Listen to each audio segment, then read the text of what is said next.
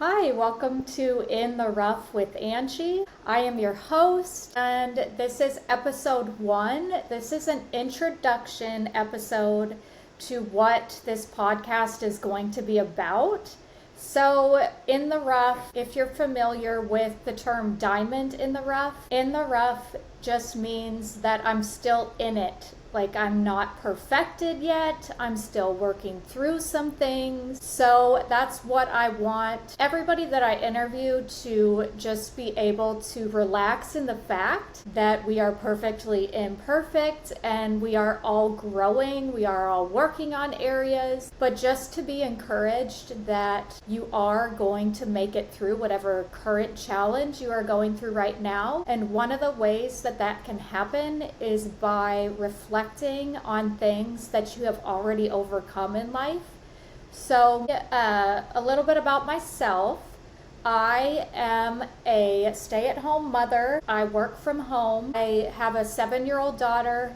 I've been married to my husband for 11 years now. I resell clothing online. If you've heard of Poshmark and eBay, I resell clothing on those two platforms, and I also dog sit. I love animals. I get to watch people's dogs while they're away. They get to be in my home with me, with my dogs, and it's pretty exciting. I'm gonna start this interview with myself, this episode 1 interview with myself, by just establishing that I am in fact a human. I am not a robot. So I'm gonna start my interviews with a silly question, just to establish that I am an actual real person who is perfectly imperfect. My question for myself is, have you ever used somebody else's trash bin, like the big trash bins that are on the sides of everybody's houses, so when trash man comes, you just wheel out your big trash bin? Have I ever used somebody else's trash bin for my personal trash? The answer to that question is yes. Yes, I have. Do I remember exact examples? I have a memory playing in my mind of when that happened, just needing to get rid of something that I have in my car. So something I am remembering, when I do not smoke cigarettes, I was struggling for a couple of years in my life. So what I would do was I would buy a pack of cigarettes and I would smoke maybe 2 of them, and then I would throw the pack away. That it was like, okay, these are the last 2 that I'm ever going to smoke. If you've ever tried to quit something, you know how that goes, where you say, okay, this is the last time I'm ever going to do this, so let me just enjoy it, right, before I quit. I, for a period of time, went through the whole quitting process, and I am remembering that I did dispose of some cigarettes into somebody's trash bin, because I can't smoke the whole pack if I'm quitting, right? Like, I'm only going to have 2, and I got to get rid of the evidence. Is it even evidence if I know what I'm doing with it? I don't know. But anyway, that is the answer to the first silly question to establish my humanity. Yes, I have used somebody else's trash bin for my own personal use. And if that person was a smoker, they probably would appreciate it, because they'd be like, wait, there's a full pack of cigarettes in here? Anyway, cigarettes are bad. Do not smoke, please. And if you are, please try to stop.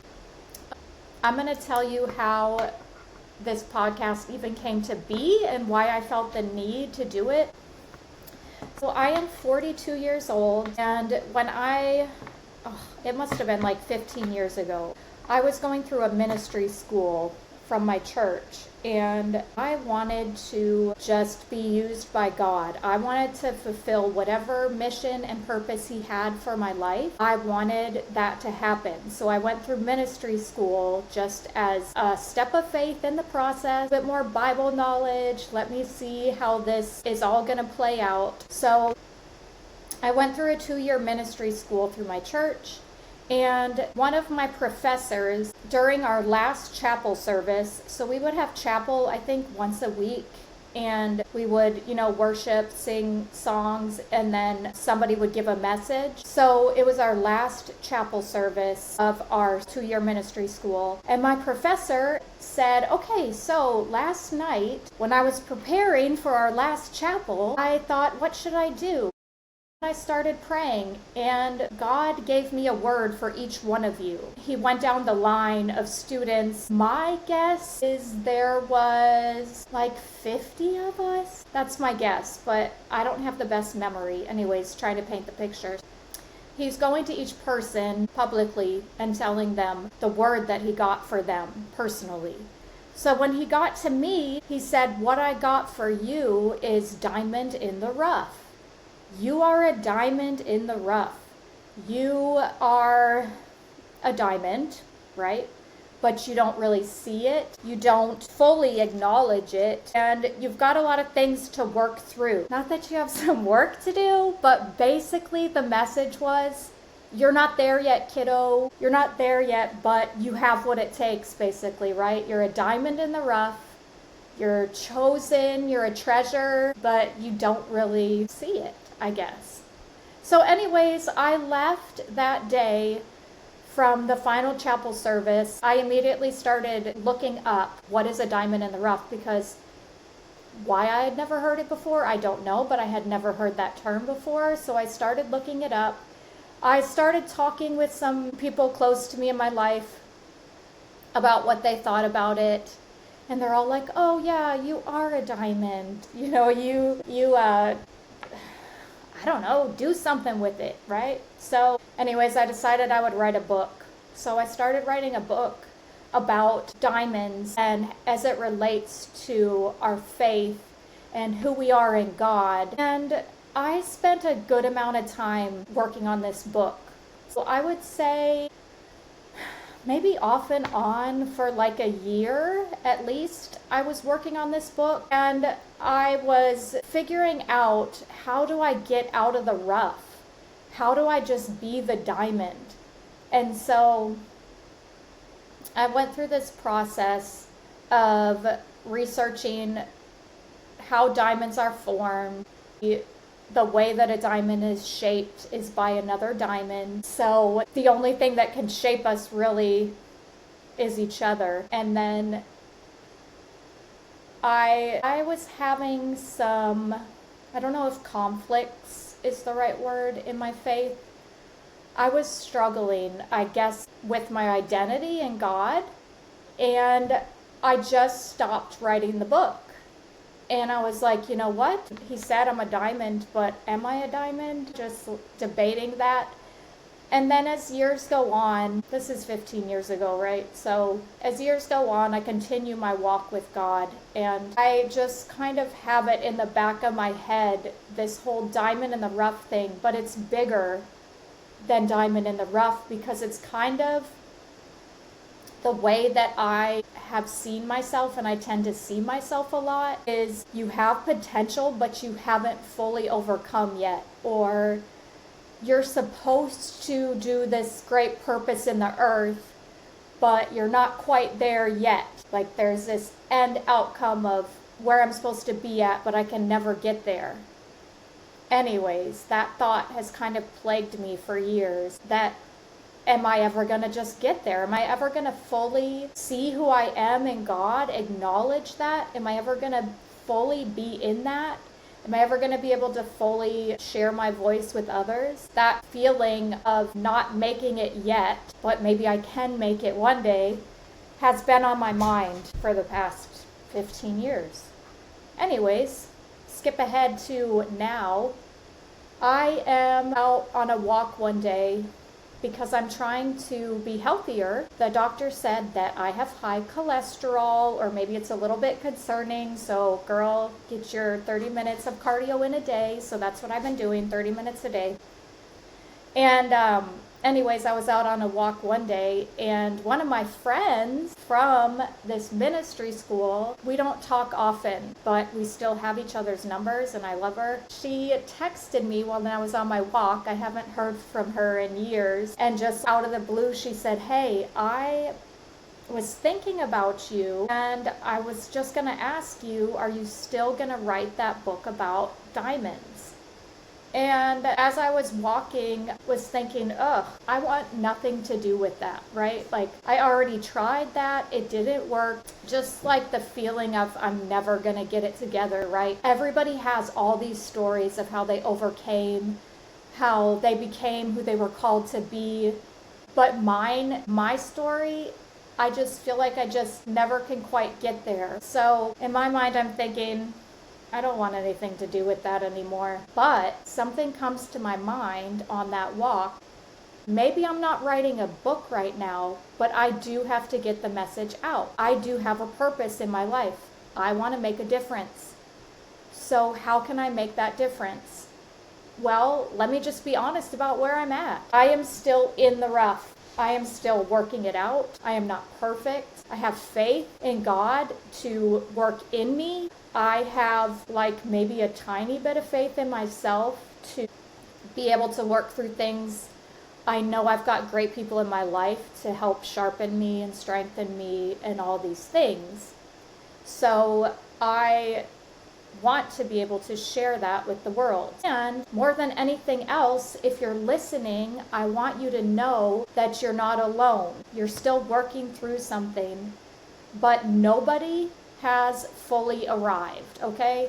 Like, you might hear these stories of somebody overcame this and overcame that, and there's victory, and that's really exciting, but nobody is that perfect diamond. Nobody is shining bright perfectly. Be encouraged that you can overcome things, and you can still overcome that thing that you're working through right now that seems impossible. Yes, you absolutely can. So the way that these episodes are going to be set up and these interviews are going to be set up is the interview is going to start with getting to know who the person is. Then the next part of the interview is going to be talking about an area of their lives that they have overcome. It can be something really small, like a story I'm about to share. It can be something really big, like I overcame cancer. And then the second part of that is going to be, what are you currently working through right now? And do you have a strategy of that thing that you're currently trying to overcome, right? Like, you're in the rough right now with it. And you're trying to work your way through it. It's hard. How's that going to happen? I'm going to share with you a story of something that I currently see as a victory in my life. As I'm looking at this area that I'm seeing as a victory, I have to understand that there's different ways that we can overcome things in life. There's different ways we can have a victory, right? Sometimes it's our own will. Like, sometimes we are just driven and we're like, I'm going to do this thing. I'm going to work out every day. I'm going to get toned. I'm going to eat good, because your will, like, you just want to. You have a drive and a desire for it. Or maybe it's somebody else is helping you. Somebody is calling you every morning and saying, girl, get out of bed, boy. Get out of bed. Get into the gym. Maybe somebody is there along the way guiding you and motivating you. Or maybe it's an act of God. Maybe it's all Him. Maybe it's this miracle that one day you wake up and you have a mindset switch and you're like, I am supposed to be healthy. I am supposed to be toned. I am supposed to work out. Okay, that's just an example. So how did you go about overcoming? So this first story is about something that currently I've had victory in. And it's not like a huge area of life, but it's an important area of life. It has to do with where my heart is a lot, which is with animals. So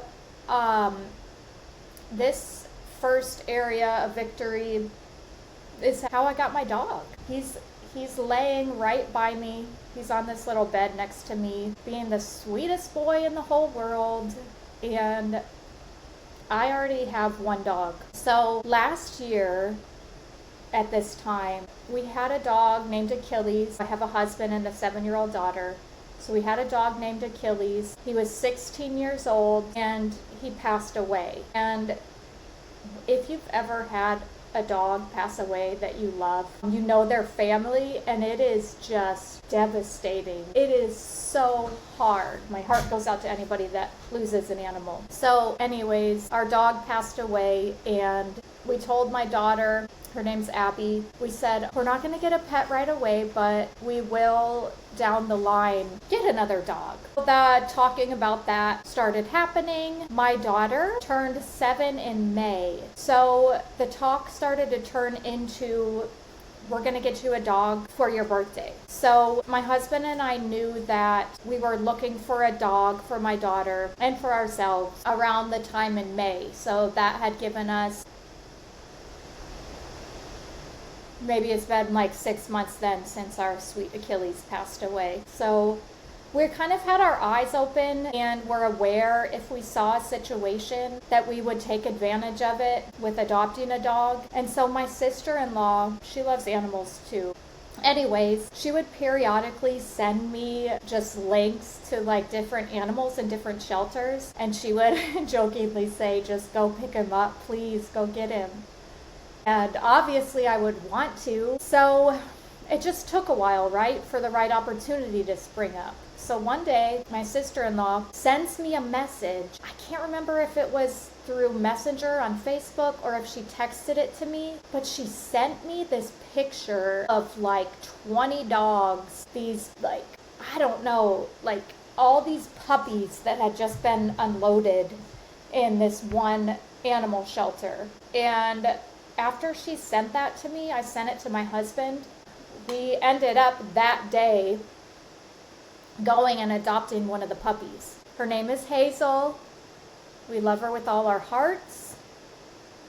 She is a lot of work though. She has Siberian Husky in her, and she is nonstop. She pretty much hangs out in the backyard and runs around all day because she has so much energy. We've started to take her on walks, and that does not come without injuries because she is not disciplined. She needs more training. Anyways, crazy amount of energy for Hazel. We got her at 8 weeks. She is a lot of work. Okay, so moving on. Here's the victory story. My husband said with Hazel, maybe she needs a brother or a sister. Maybe that will help to calm her. Maybe that will help in a lot of areas. And on top of it, my husband said he's really tired of being the only male in our house because we have Hazel, we have Abby, we have a pet hamster. Abby's pet hamster named Cookie is also female. Plus our sweet boy Achilles had passed away. And so my husband just really had it on his heart that he wanted a male dog in the home.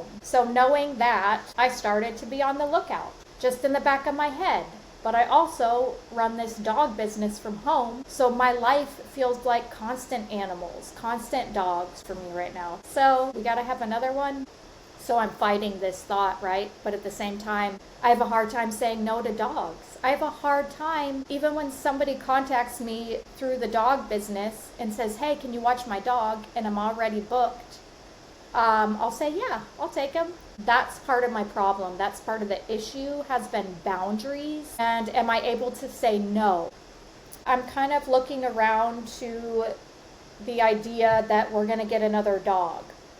As we're thinking about getting this other dog, we're thinking about who's going to get along with Hazel, because Hazel is a lot to take. She has so much energy. So we need a dog that is going to put up with her. So in my dog sitting business, a lot of dogs will have nothing to do with Hazel because she'll jump on them immediately and want to start wrestling.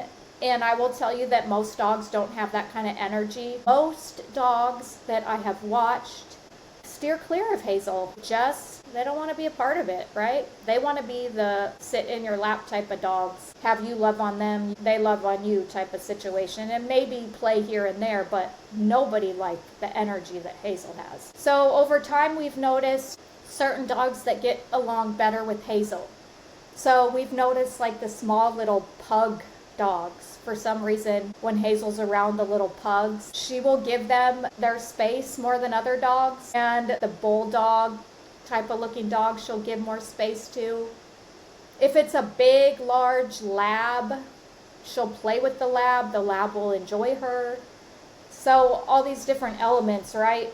Are they going to get along with Hazel? Is it going to meet my husband's need of one of our favorite dogs that just loves on you? Is that emotional support? Is it going to meet that need? Because I have that need as well. And so does my daughter. All just want to snuggle with a sweet angel. And so all these thoughts are going through our minds. I started looking into bulldogs. So I go on this one website, Bulldogs for Adoption. And I am looking around. I see some puppy bulldogs that I fall in love with instantly. Really hard not to fall in love with them. I'm thinking, okay, these places have adoption fees, right? Wonder what the adoption fee is.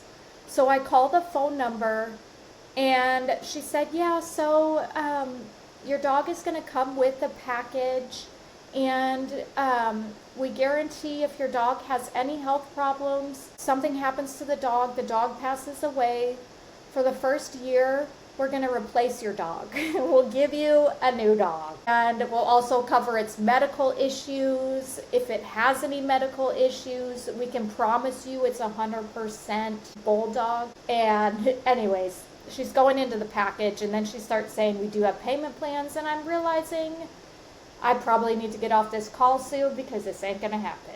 Anyways, she gets to the end of the spiel, and the dog is $10,000 for this bulldog puppy. I was like, okay, that's a no. That is a no. So, get off the phone. But then in the back of my mind, I'm still researching bulldogs, right? So, speed things up a little bit. Last week, on Thursday, my daughter's hamster, Cookie, passed away. And it was a really sad day because we all love Cookie. And I had to give my daughter the bad news when I picked her up from school. And she cried on the way home. We got home. My husband came home a little bit after. They buried Cookie on the side of our house. Cookie was the sweetest girl. Feisty in the beginning, but then she became truly sweet. Anyways, Cookie passed away on Thursday. Friday morning, I wake up and I start researching bulldogs. I'm just looking, like, are there any bulldogs right now for adoption that are even affordable? I find this website of this, is it a humane society? Animal shelter. So I see three bulldogs on this adoption site.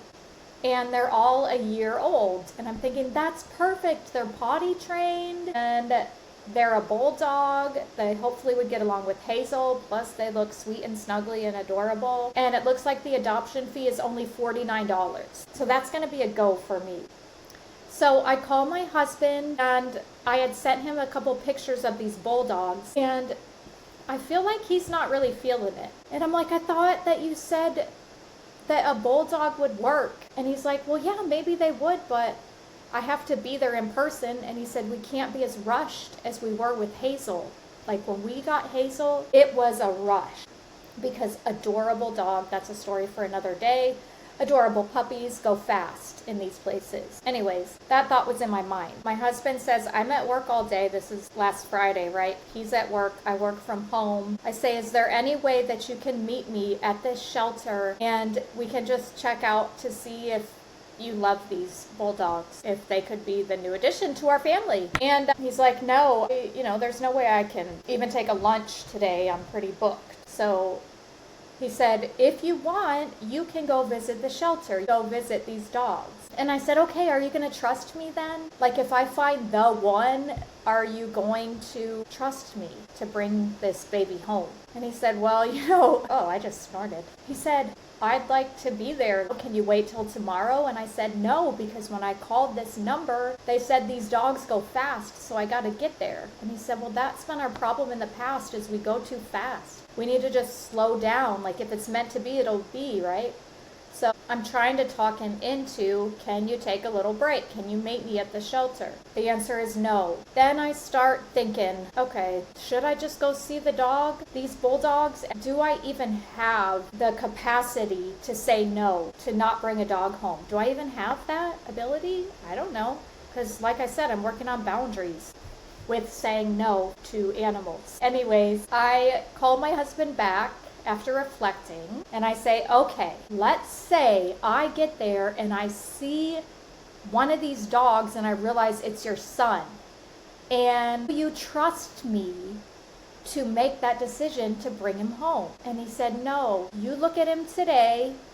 I'll go back tomorrow with Abby and we will then look at him. If he's still there, it was meant to be. If he's not there, it wasn't meant to be. So he said, but you can call me, you can send video, you can FaceTime. I won't be able to talk, but at least like you can FaceTime me and show me the dog. So I said, okay, fine. Like, he's like, this is your opportunity to, you can do it. Like, you can have boundaries. You can go there and you can say, you can see the dog and you don't have to get him.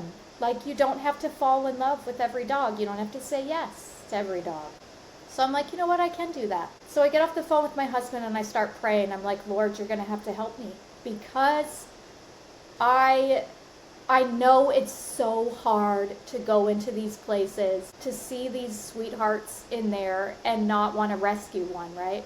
So I know this. Anyways, I had called the shelter. They had said, we can't guarantee that these bulldogs are still going to be there. We'll try to have somebody from the shelter contact you, but it's really best if you go there right when they open at noon, because, you can't guarantee that any dog's going to be there for any given amount of time. So I go to the shelter at noon, and at noon, people are already starting to pile in. There's a parking spot that I have to, I probably shouldn't have parked there because it didn't give me a lot of room. And plus, it's the whole situation where you're having a hard time fully opening your door to get out of the car. Then plus, you're running the risk that the car next to you is going to dent your car as they're opening their doors. But I was like, you know what? Desperate times call for desperate measures. I'm going to squeeze into this spot. Good decision, bad decision. I don't know. My adrenaline was going. I squeezed into the spot. I go immediately into the shelter. There's a line starting to form already. I get up. It's my turn. I talk to the lady and I say hello. Plus, I am anxious. I don't know if this is adrenaline. I don't know if this is just like, girl, don't make a mistake, or girl, you got to try to hurry and figure out which dog is your dog. But at the same time, you're going to have to strengthen your resolve to not be able to bring a dog home if it's not time. I got this adrenaline going and this anxiety going. Anyways, I'm thinking to myself, be cool. When you talk to this lady, she doesn't need to think you're a freak and you're here to get all the dogs. So anyways, I get up there and I'm like, hey, I saw these, a couple dogs online that I wanted to see if you still had here. And she's like, what are the numbers of the dogs? So I gave her the numbers. She said, oh yeah, that first bulldog, PetSmart's gonna take him. I was like, what? PetSmart's going to take him? Isn't he here now? And she's like, yeah, he's here now, but PetSmart is taking him on the 10th. Like, he's not going to be here anymore, so no, you can't see him. And I said, well, what about this other bulldog? And he's like, no, they got some medical things. And I'm like, well, can I at least see him? And she's like, no. Like, sometimes these places, they don't care, right? Like, they have to deal with so much. So that's the vibe I'm getting. So then I'm like, okay, well, are there any dogs available for adoption? Like, can I go look at them? And she's like, yeah, the doors are back that way. There's a couple different rooms where all the kennels are. So I walk back into the kennel rooms and she said, just don't open the kennel, right? Like, you can't go in the kennels. You can walk through the hallway, and if there's a dog that you want more information on, and come give me their number and I'll give you more information on them. Okay, so the first room that I go into is a medium-sized dog room. These dogs they have two sections, right? There's the lower kennels and they have the kennels that are higher up. So I walk through and I noticed that some of these dogs look like pit bulls. Nothing against pit bulls personally, but for me, that's not something that I want in a dog, because they have a tendency that they could be aggressive. I'm not saying they all are aggressive, but they have a tendency where they could be. So that's a hard no. Plus, in the back of my mind, I'm thinking, what am I even doing here? The bulldogs are not even available, yet still I'm here looking for a dog. So I'm just praying too. I'm like, God, you got to help me, because I really don't know what I'm doing, but here I am. So I start looking at these dogs. There's other people in there. Like, you can tell when somebody has found a dog that's their favorite, because they start to hover by that dog's kennel and start looking through the paperwork on that dog and just considering and all these things. You can kind of tell. So I could tell there was a couple there that was looking at this white and black dog, and they were really considering him. And he did definitely look cute, but I didn't dare go barge through because they were already looking at him. So I continued my way around the room until I got to the very last kennel. And in this kennel was a dog named Cuddles. And I don't know why I stuck my hand in his cage, and this is highly not recommended.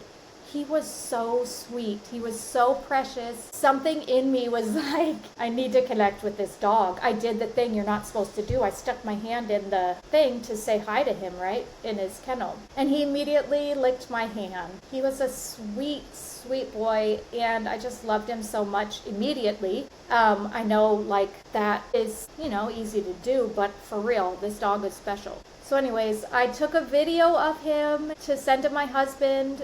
I said, he's so sweet. And I sent my husband the video. In the back of my head, I'm like, I hope he doesn't have any pit bull in him, because he might have some pit in him. Anyways, I'm still thinking, what am I doing here? Anyways, I go into the next room that has larger dogs, and I start walking around. I take some more videos of some cute dogs that I notice. Maybe some that, especially some male, because it has to be a male, right? Some males that are sweet that I think my husband would love. So then I would take those videos and then I would send him more videos, but he's like in meetings as I'm sending videos and sending texts.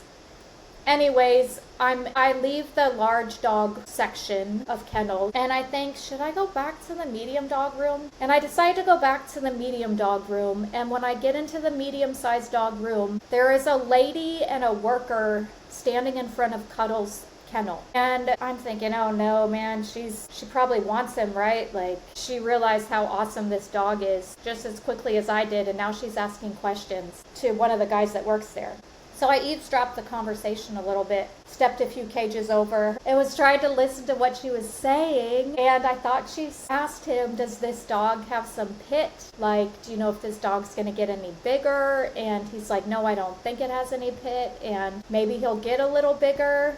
I don't know. So anyway, she's talking to him. I'm eavesdropping. And then I decide to enter the conversation. The worker leaves, and I start talking to her, and I say, did he say it has any pit in him? And she said, oh no. And she said, actually, this dog looks exactly like the breed of dog that I have at home. And I was like, yeah, he's pretty cool. And she said, yeah, they are just the best dogs ever. They are the best family dogs. They are, perfect, pretty much. And then I was thinking, is she probably gonna want to get him? So then I asked her, I'm like, are you considering getting him? And she said, oh no, I can't have another dog. And she's like, anyways, she pulls up all her photos. She's like, let me show you the photos of my dog. So she pulls up all his photos, and she's like, yeah, perfect family dog. She's like, I doubt that this dog right here, Cuddles, is going to be here for long. And the characteristics that she was explaining and I was seeing was the exact characteristics that I felt like we needed in a dog. So I was starting to think, oh no, I need to meet this dog. But he wasn't a bulldog. And he wasn't the breed that was my husband's favorite breed, right? So I'm texting my husband. I'm like, you know what? I think I'm going to do a meet and greet on this one dog. And if it goes well, can I call you? So I call him as I'm in line ready to do the meet and greet. And I said, I know this sounds crazy, but I think he might be the one. I'm like, I have to meet him. And my husband's like, okay. And I'm getting really antsy, like that anxiety is starting to kick back in, where I'm thinking like it's a rush, like the decision needs to be made. I can't be here forever. The dogs aren't going to be here forever. If I'm going to take this opportunity, I'm going to take this opportunity.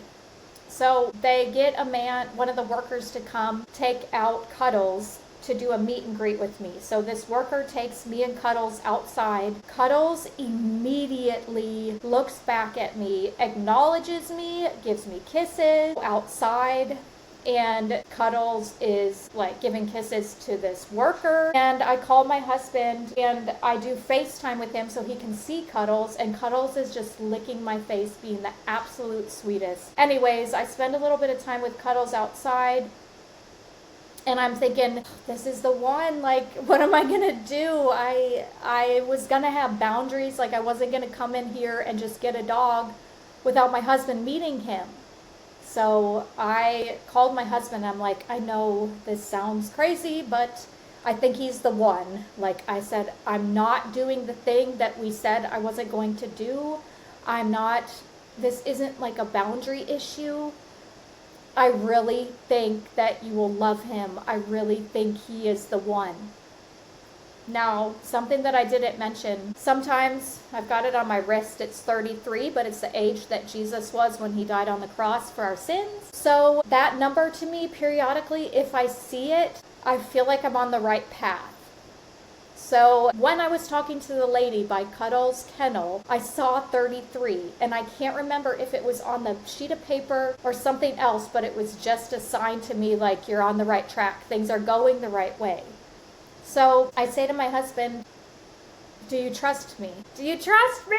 Because I think this is our dog. And he said, I don't know. He's like, you know what? Why don't you go ahead and make the decision.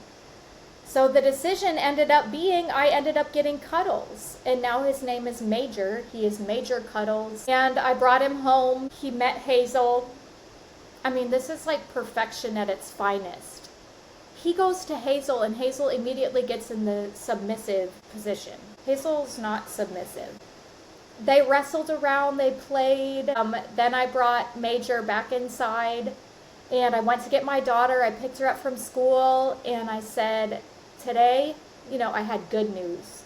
It's not your hamster just passed away, but it's like we got a new family member. And she saw the paperwork right away, and she said, did we get a dog? Another dog? So she came home, instantly loved him. My husband got home, instantly loved him, and said, you did good. And I said, thank you for trusting me. He said, well, I don't know about that, but he's like, I knew I had to let it go.